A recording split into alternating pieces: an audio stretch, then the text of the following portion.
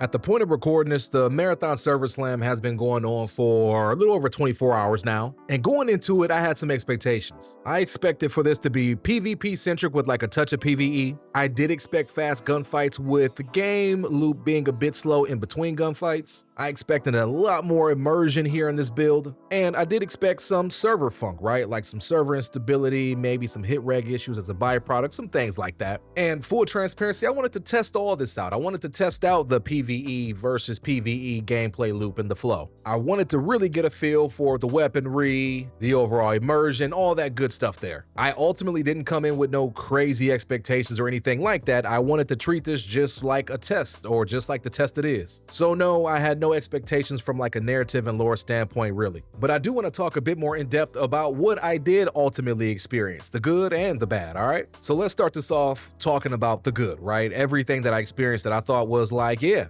this is what I'm digging, you know? First and foremost, the combat feel. Like, we all know Bungie is Bungie. So when it comes to gunplay, my expectations were just that. My expectations were that the gunplay would be smooth, it'll be crisp, the weapons will feel punchy, the sounds of the weapons would be nice and impactful, the recoil would feel good, you name it, right? Those were my expectations, and of course those expectations were met. And I'm gonna be honest, like even back during the alpha, those expectations were met for the most part. Something that caught me a little bit off guard in a positive way was the hit registration. I expected there to be some blank hits, and I expected to die around the wall a few times, but I'm gonna be honest, that didn't really happen to me in any capacity at all. Every gunfight that I got in, whether if it was against the AI or other players, they were fair gunfights. I didn't have any reg issues, and I didn't get killed around walls, which really made me happy, even when I was the one getting put down. Something else I actually thought was solid in my own experience was the TTK. Now, I know there are a lot of people out there that aren't gelling with that. They said the TTK feels a little too quick, and I totally understand that. That's cool. But for me, it felt fine, and the reason why I thought it felt fine was due to the shielding structure. You know, when you drop in with that first kit, that first free kit, they give you that level 1 shield, right? That common shield, you only get 1 bar of shield, whereas the green gives you 2, the blue gives you 3, and the purple gives you 4. I would assume the gold probably gives you 4 with probably some other buffs and things of that nature, but it can range. There is a big variance based upon your shield. And as you get to those higher level shields, as we play more and more and we begin to accrue the faction upgrades and we can purchase more of the blue and the purple shields, I would safely assume the TTK is going to balance itself out, and it will be in that sweet spot that I know a lot of players are looking for. Because a lot of players are saying, man, I'm dying too quick, I'm dying too quick. And I think, could be wrong, but I think that's due to us carrying the white and the green shields for the most part, because we've only been able to really play this for a day. So with us being mostly limited to those white and those green shields right now, that just tells me internally that I need to take fights in more of a smarter fashion. I need to approach this the right way, and I need to position myself so that I can be best set up for success. Something else I thought was really good is that the PvE, they are not just there for decoration, and they are not just there just to get shot up. They actually hit back, and they hit hard. They can be really unforgiving. I mean, there were multiple times where I actually got put down by the AI, and the interesting thing about this game is that once you get knocked, the AI will actually try to fully eliminate you. You know, they'll suck you off, pause, with the little tentacles that that attach to you, and they're trying to get you up through. You know what I'm saying? So they are a real threat in that regard. I mean, look, they will maneuver, they will flank, they will push you aggressively, and they will really try to play off of one another. I'm like, yo, sometimes I'm trying to figure out, am I fighting an enemy team or are these actual AI? There have actually been times where the AI were the ones to actually third party my PvP engagement. I'm like, yo, what is going on? And we start getting mowed down by commanders and recruits and all that other stuff, man. The UESC is unforgiving in that regard. Now, I will say this, I would be remiss if I didn't.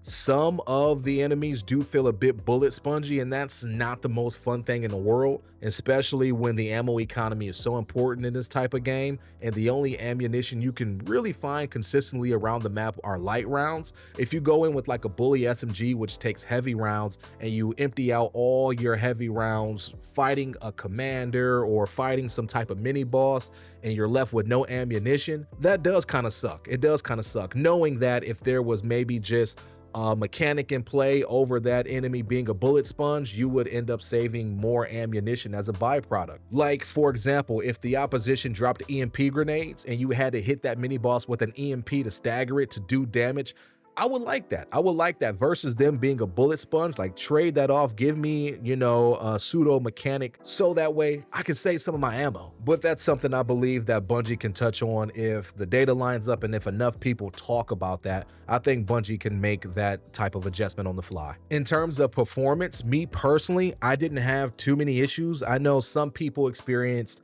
lower frame rates and a little bit of hitching here and there, but with my rig, I did not, and I'm running an RTX 4070, I'm running a Ryzen 7 5800X, so I have like a middle of the pack rig, nothing too crazy, nothing too fancy, like I'm not powered up with a 4090 or a 5090, and I'm not running like the top of the line CPU or anything like that, and yeah, I was consistently 75 to 85 frames, and I did no optimization. I just jumped in, maxed everything out, and just kind of kept rolling. So I can appreciate that, and also I appreciate in knowing that Bungie will further fine-tune this and further optimize this.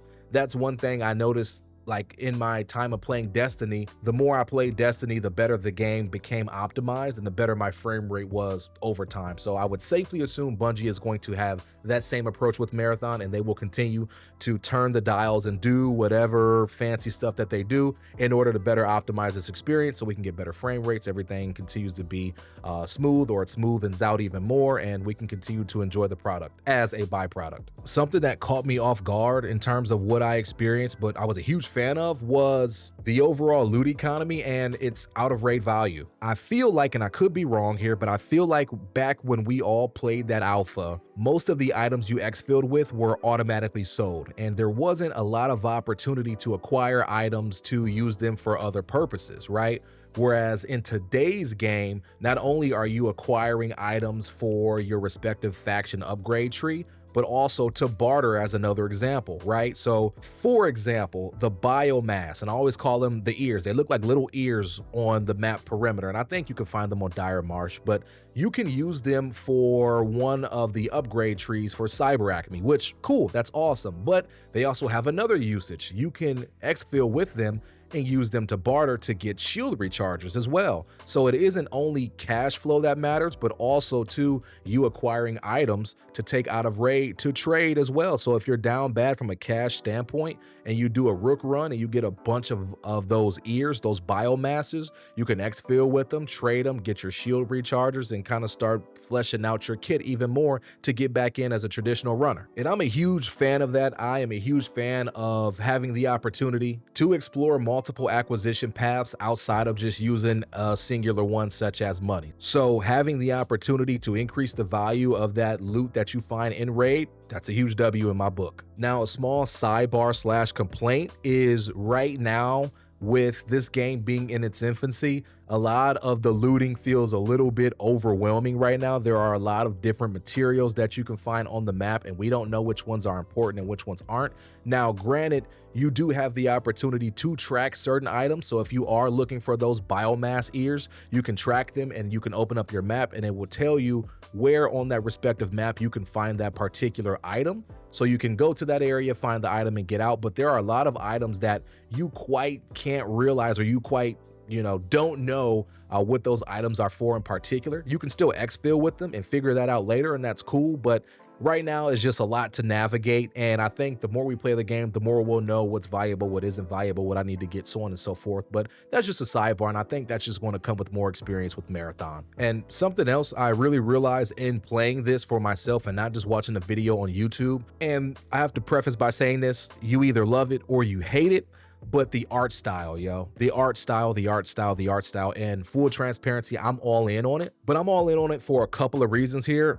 The first reason is it's distinct. There's nothing else in the extraction sphere that looks like it. I mean, there are a lot of games in general that don't look like this. And I know there are people that say, oh, it looks like Roblox, looks like Minecraft, things like that. I think that's being a bit silly in nature. I have to be honest there, because Roblox doesn't look like this and Minecraft doesn't look like this. The only correlation they may have is like some of the blockiness and whatnot, which I understand it can take some getting used to and it can feel a little bit silly, but also think about the art style from this perspective. This colony that settled on Tau Ceti 4, they were a colony full of scientists and smart people and individuals like that. I think it would take away from the immersion if these buildings were brick and mortar, right? Like imagine going on perimeter and you go to one of these campsites and all the buildings are made of all this brick and made of, you know, this concrete and stuff like that. I would say right away, where'd they get this stuff from? Who built this, right? Like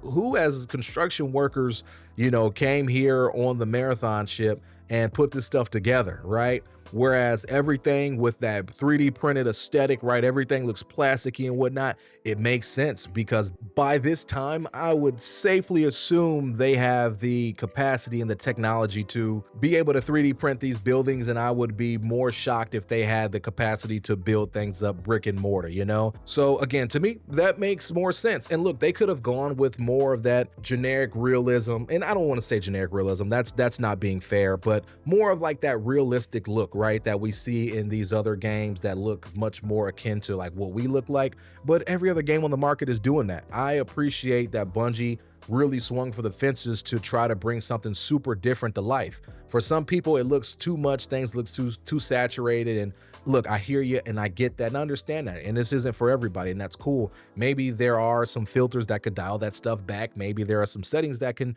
tweak some of that stuff. I have no idea, but all in all, I'm happy with the take personally, and that's just my personal opinion. Feel free to disagree though, all good. All love. Now, with that all being said, I have to slightly pivot here, right? We talked about the things that I experienced that I felt like were all good things. I have to talk about the things that I feel like need work, right? My friction points per se. And the first friction point I have to talk about is that the PvP flow, at least on the map perimeter, needs another pass. Now, to preface, I did see through the grapevine that initially through some of the playtests, a lot of playtesters mentioned that, man, we got in way too many engagements way too fast. We really didn't have a chance to spread our wings and to explore perimeter. So what did Bungie do? They turned the dial all the way in the other direction, which is why we get maybe on average one PvP engagement on the map perimeter. At least that was my experience. I would run around with the homies, loot for 3 to 4 minutes, get into a PvP engagement, whether if the team pushed us or we heard them and we pushed them, we would put them down or get put down. But let's say for the sake of this example, we put them down, we don't see another team for the rest of the raid, and it's another 10 to 15 minutes of just shooting AI, and in some capacity, like shooting AI, getting contracts done, doing side objectives, doing stuff like that is fine. But I feel like the sweet spot would be to adjust the PvP flow or adjust the amount of teams on the map so that everybody can get into at least 2 PvP altercations. I think that would be the sweet spot. I can understand 3 or 4 engagements being too much for one particular run, but if we can get into 2, right? So again, giving that example, we loot for 3 to 4 minutes, get into that first early round PvP engagement. We win, we take their loot, we go ahead and complete a contract, and on our way to a next fill, let's say we get into another PvP engagement and we got to win to be able to get out of here in one piece. Then we win, we take their loot, we get to the exfil and get out. That's a clean raid. That is a clean raid. It's successful. The flow is beautiful, and I think a lot of people would feel much better about the game if we can slightly adjust the flow to meet those demands or to meet that threshold per se. Right now, I think a lot of the people, a lot of the early adopters that stopped playing after like an hour or after a couple raids are the ones that went on the perimeter, felt like, man, I'm getting into no engagements at all, and they washed their hands of it before they even had an opportunity to get into multiple PvP engagements on a map like Dire Marsh. Now, Dire Marsh, on my runs, and it was really, really limited, full transparency, but on my Dire Marsh runs, I always got into at least 2 PvP engagements, and I love that. I might win the first one, lose the second one. Oh, shoot. Or I might win the first one, just win the second one, and I feel really satisfied about that. We do a contract and or a mission, and then we get out of there. And those Dire Marsh runs felt night and day in comparison to the perimeter runs. The perimeter runs were a little bit of a snoozer. The Dire Marsh runs were like, yo, I can dig this. I would assume Outpost is going to follow a similar cadence as Dire Marsh, and then the Cryo Archive is going to be like that on 1,000 because there's going to be a lot of CQC and whatnot. So I understand they wanted to throttle back perimeter. They want that to be the beginner-friendly map, especially as you're getting your feet wet, yada, yada, yada. But we need to throw a bit more hands on there with actual players instead of it being so PvE focused. At least that's my opinion. And look, you may disagree. And again, that's all good, homie. I still love you. Something else that I recognize right off the bat that needs another pass, and that is a friction point of mine, is the out of raid UI, man. I have no other words for it other than it needs some love. It needs some love. Now, in raid, I know people have complained about it. I honestly am fine with it. You know, I come from Destiny, so I'm used to all these buffs and debuffs being on the screen, all these explosions, everything happening around you. I'm fairly familiar with that, and the fact you can minimize your missions and everything, like the in-game HUD, I am a-okay with. I don't have an issue with. If they never touched it again, I will be all right with it. If they give us the opportunity to customize and to shrink things and stuff like that, I think that would be in their best interest there to make everybody happy, but I digress there.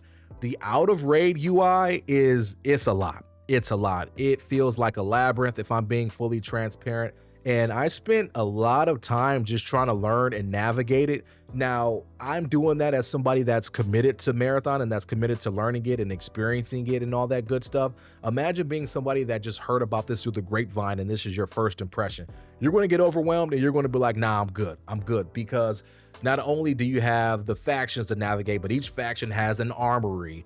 They all have an upgrade tree. They all have contracts, right? Then you have your own personal vault, right? You have your overflow if your vault gets full, right? So you can access your actual character and take stuff from the overflow to your actual character. But haha, you actually can. You just can't see when you put it into your actual backpack to apply onto your character. It's just a lot of variance there. And I'm going to be honest, like, it is off-putting. It is off-putting. Now, I don't have the answer as to how they can streamline this, but Bungie, I would implore that you all decide to take another pass at this to make this much more friendly on the eyes and to make this easier to navigate.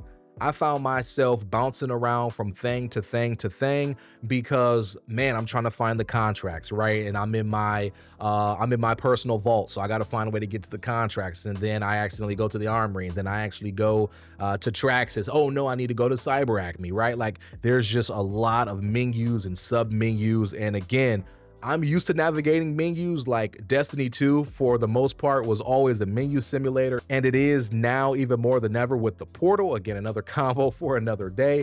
But Bungie, I'm tired of navigating all these menus, man. It's just too much. We need to consolidate this. And again, I don't have the answer. Maybe they just keep the faction stuff, right? Maybe they give us more options and say factions right here, contracts right here, upgrades right here. And then once you click on upgrades, it shows the faction breakdown for the upgrade trees, or you click on contracts, it shows the faction breakdown for the contracts. Not sure, but right now you can click on a faction and then the faction has the subcategories of the contracts and the upgrades and everything, and it just feels like a lot, man. That's just pretty much what I'm saying. It just feels like a lot, and I could be wrong here, but I would love for them to fine-tune some things because not everybody is going to be an enthusiast like me. A lot of people are going to see it and be put off and be turned off. As a matter of a fact, there are a lot of people already that have seen it and they're like, I'm good. You know what I mean? So Bungie, let's give that another take. The next thing that was a bit of a friction point for me, actually, it was more of a larger friction point for me, if I'm being fully honest. And it's the fact that the voice chat and the prox chat seems to be broken right now. I've looked around on Reddit and in the Discord, other people have shared a similar sentiment to where they'll jump into a random crew fill raid and they can't hear their teammates can't hear them, and there is literally no communication at all. I've experienced that as well. As a matter of a fact, I jumped into a raid and my teammate's mic icon was actually moving. I heard nothing. I tried to troubleshoot and it was to no avail. I would try to use prox chat and I would do everything with prox chat. You know, if I downed somebody, I would talk to them and I would say things like, hey, if you can hear me, wiggle. They wouldn't wiggle. Now, maybe they did hear me and they were like, man, I ain't wiggling for you. that's a possibility for sure, but I was just trying to see like, man, can the opposition hear me? And more times than not, I was convinced they could not hear me at all. There was literally no response at all from the opposition. And as a matter of a fact, I would have thought that if I'm talking to somebody and I'm giving them a chance to speak for themselves, right, that they would at least talk back to me in some capacity, be like, come on, man, drop me a self-revive, or come on, man, let us go, whatever. Something. Man, I heard nothing at all. So I would, again, safely assume that the prox chat and the party chat is broken, and that cannot happen in a game that is team focused. Like, Bungie developed this game to be around crews, right? Crews of 3. I need to be able to communicate with my crew to make sure that we're on the same accord with our objectives, with our fights, so I can call out flanks, so I can just give comms, so I can joke and meet new people, right? Bungie has always been about meeting people. I've met a lot of people throughout my time in Destiny that I'm so grateful I had that opportunity to actually have a conversation with them. Now, it was a lot of text chat, but they end up being cool. We would add each other, eventually jump into Discord, yada, yada, yada, you know? We lose all that here in Marathon if the systems don't work. So Bungie, please make sure this is on top, maybe not the top thing, but I would say one of the top 3 things in the list or the hierarchy list that needs to be fixed. Let's get that cleaned up so we can start to have some healthy interactions and have fun with one another, okay? Now, this is slightly a sidebar to all my points, no matter if it's good or bad. This is something that's a little bit indifferent in nature, and this is something I want to just put out there because I have seen some people talk about this. I have seen some people say, man, like there's no narrative, there's no story or nothing, we're just aimlessly running around here. But I want you all to know and understand that this is a server slam. Like, you can even tell as you go through the missions. Like, I've already hit it on the first day with Cyber Acme where my progression is locked. I can't do any more priority contracts with Cyber Acme. Bungie is not trying to give us the story and the narrative. They're holding a lot of those things close to their chest here, and you can really tell by the progressive limitations here. And even with that being said, it's at least still setting up the premise of what's going to happen and what's playing out as we're doing these contracts, unlocking the factions. We're seeing what the factions are about, what they're looking for. We're getting lore on the factions. We know that Mida can't be trusted. Traxxas is going to write you off if you die. They're going to not be held liable. Arachne is a bunch of lunatics, right? But we love those lunatics. You name it. We're getting a lot of those bits and pieces, but Bungie is not going to allow for us to get the story beats. Like, they're just not. They've shown time and time again they're going to keep those things close to their chests, and that's all good. So going into this server slam, I wholly had those expectations, and the focus was just gunplay, gameplay loop, and server stability, really. So for my people that believe this game has no story or narrative, just stay tuned. Even if you don't purchase day one or you don't even purchase the game at all, just please stay tuned. Check YouTube. We will have a narrative that will start to be delivered once the game officially releases and once we roll into season 1. And hey, look, if I'm wrong there, I will take that on the chin, okay? When it's all said and done though, I do have some expectations moving forward. I wholeheartedly expect Bungie to continue to listen to the community and hear the community. Now, I'm not saying you have to do thy bidding. You don't have to do every single thing that people in the community say, because look, we've done that before with a game that I will not mention again, and when we did that before, all it did was create a larger split, and we all know, as the old saying goes, a game for everybody is what? A game for nobody. But with that being said, we still need to be heard, and there are things that need to be digested and taken into consideration. And as long as those things still align with the Bungie vision, then hey, explore them. Why not? And look, if it doesn't work, then feel free to revert things. Sometimes as gamers, we need to experience something to realize why you didn't have that in the game that way in the first place. It may suck because you are, expending development resources, but hey, it is what it is. Sometimes us gamers, we have to learn the hard way. But I'm really hoping they're listening to, like the whole thing about adjusting the UI, the whole thing about changing up the PvP flow on perimeter and things of that nature. Those nuances, I hope they're really listening to and paying a lot of mind to, because those things will only improve the quality of life in regard to this game. Now, on that PvP point, I will say I have not had a chance to spend a lot of time on Dire Marsh. I have had a few raids on there, and the PvP flow there was solid in my opinion, at least in my experience, right? So maybe if we can lean towards that for perimeter, cool. Maybe Bungie's whole MO is to keep perimeter as that chill map. and have Dire Marsh and every other map to come be the ones that are much more PvP centric. That could very well be the case, and if so, Bungie, I would hope you would communicate that with us all. Also, something else I'm really keeping an eye on is how they treat solo play. And I've heard, again, through the grapevine, I haven't experienced myself, but I've heard the solo play has been brutal. The PvE enemies are not tuned for solo play at all, and the overall loop is a little bit ridiculous right now. You know, people are just sitting around, camping, chilling. They don't really have a lot of incentive to move around, and some of them are actually scared because if they run into the UESC soldiers even once, they're going to get put down because they're going to get swarmed. So I really want to see Bungie take a pass at the solo experience. Whatever they have to do, I don't quite have the answers for that just yet. I need to experience it myself to be able to cultivate quality answers and to actually give some quality insight there. But I would hope Bungie's keeping an eye on that because the solo community is so important, especially for games like this. Now, as I close this video out, because I've been rambling way too long here, like I'm looking at my recording, I've been recording this for 40 minutes, what in the world, man? But as I close out here, I do have to say this. You all can call me a Bungie shill, you all can say I'm on copium, you all can say I'm getting paid by Bungie, which I'm not. Bungie, if y'all watching this and y'all want to throw your boys some dollars, holla at me, but yeah, I'm not getting paid or anything like that. But I will stand here and I will say, Marathon is not an Arc Raiders killer. As a matter of fact, I would hope Bungie does not expect Marathon to be an Arc Raiders killer. I would hope any of us and all of us do not have the expectations that Marathon is going to be an Arc Raiders killer, because it is not and it won't be. And if I'm keeping it a whole buck, it doesn't need to be an Arc Raiders killer. Marathon is going to scratch a totally different itch than that of Arc Raiders, and that is all good. They will coexist. Who cares about the player numbers?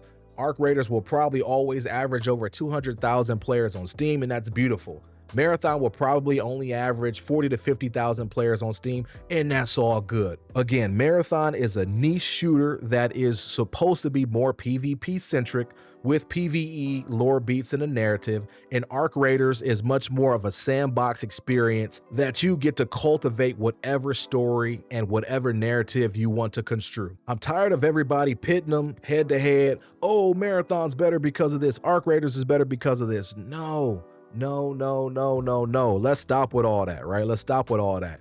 For my people that are on the Marathon side that want to see Arc Raiders get knocked out, stop it. For my Arc Raiders people that want to see Marathon get knocked out, stop it. Because if one of them were to get knocked out and there was no competition on the horizon in any capacity, that does not do us any justice at all. What does us justice is when they both exist. Yes, there is a hierarchy, but they both exist. And one game can push the other one and make the other one have to make better choices. And then the other game comes up and that makes better choices. And it makes the first game have to step up, so on and so forth, right? Us as the consumer, we win. When we have two quality products and they are both fighting for our time and our attention, we win as the consumer. You see what I'm saying? So please, for the love of it all, stop wishing death on either game. We are all gamers. We are all extraction shooter enthusiasts, I would believe, no matter if you are a sweat or a casual. And as long as both of these games are thriving in the ecosphere, we all win, all right? So with that all being said, I'm finally going to shut up. Please let me know in the comments what your experience has been in the server slam. Will you continue playing it? Are you going to play Marathon upon release? Are you not digging it? All good either way. Let's just please keep it civil in the comments. I love you all. Thank you all so much for coming and watching, and I will catch you all in the next one.